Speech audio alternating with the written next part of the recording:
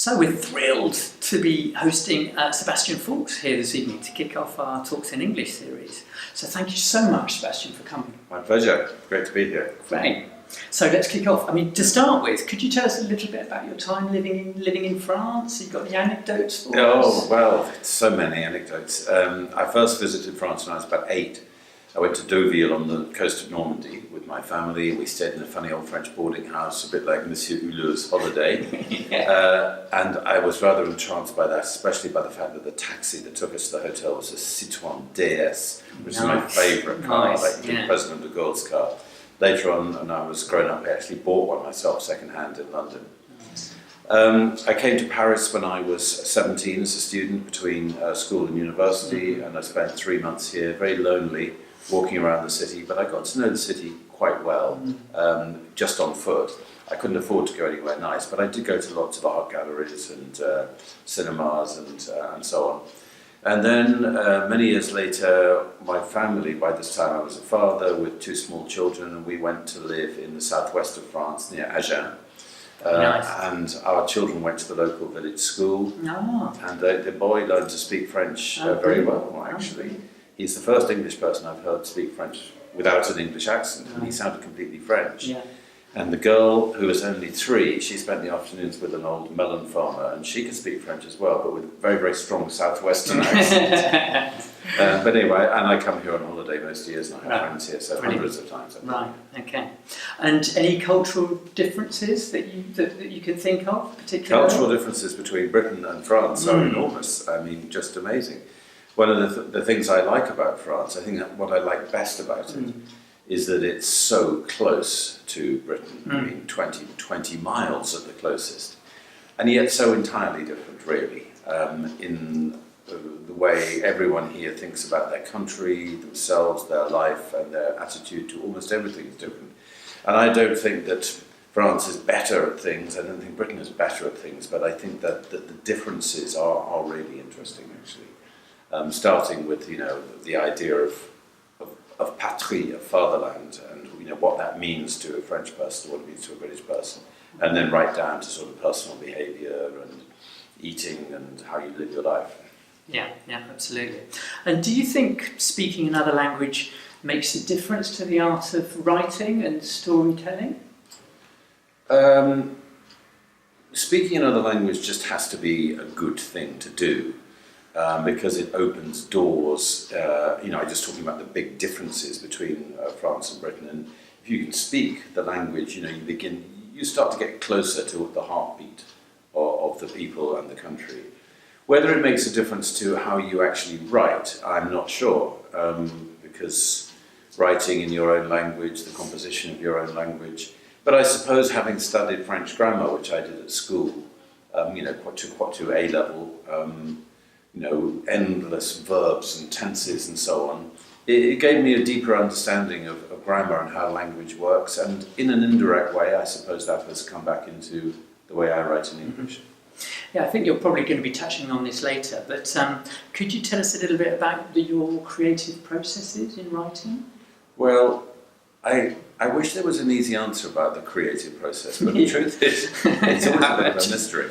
And I think, like most writers, I spend most of my time as a sort of hunter, a searcher. I'm a bit like Captain Ahab on his ship, looking for the big white whale out there somewhere.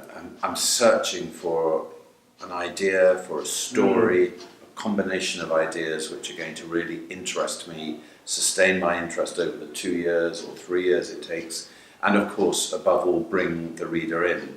And unfortunately, it's not just one light bulb moment. I mean, you can write a thriller or an airport book on a one light bulb moment. 2 twins separated at birth, meet again, bang, But the kind of book I'm trying to write, which is a little bit more ambitious than that, you need a number of ideas and they need to fit together. And once I've found what I want to do, and I'm in the throes of writing it, then it's fine, really, and then I just work a kind of 9 to 5 day, like working in an office, really.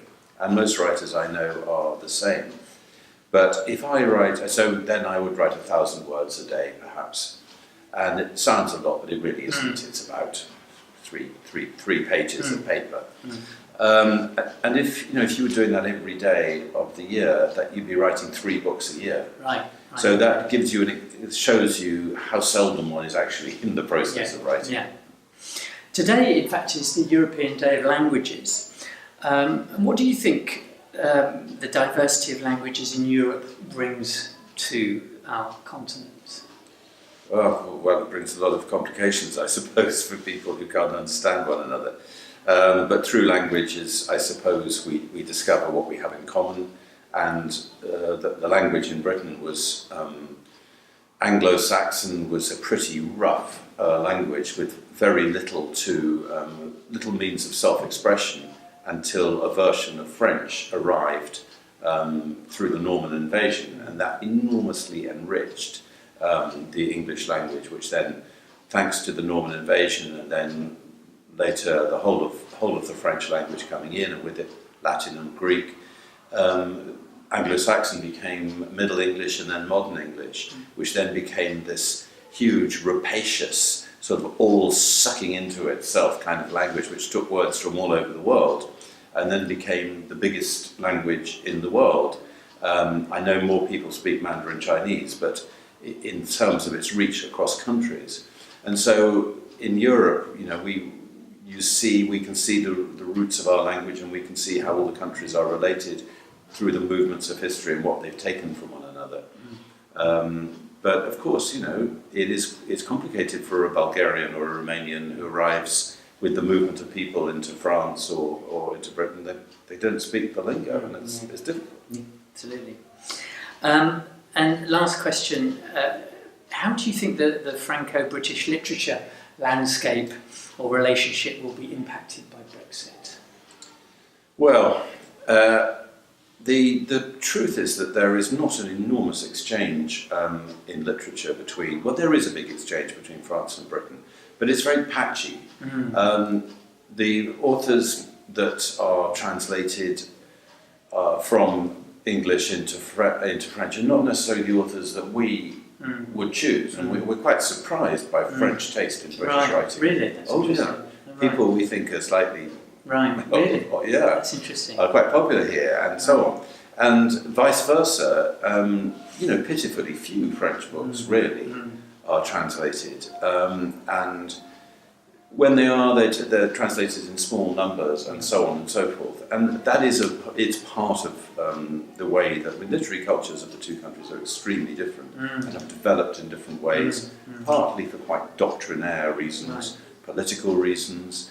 But I think that after Brexit there will be a big new effort among universities, research places, and what you might call the literary world, to do much more together. I would much rather we stayed in the EU, but it is quite a cumbersome organisation, the EU. It's not a very lovely organisation, really. And I think being out of it will be a big shock to Britain, and I think that people will make really certain that we do keep culturally close connections with France and all the other countries in Europe. And I think in some ways it might have quite an energising effect.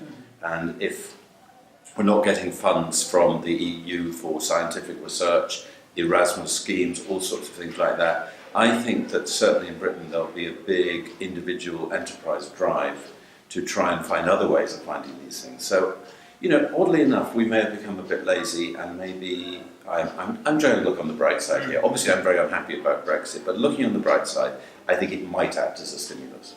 Brilliant. Okay, well, thanks very much indeed for your time. Pleasure. Thank you very much.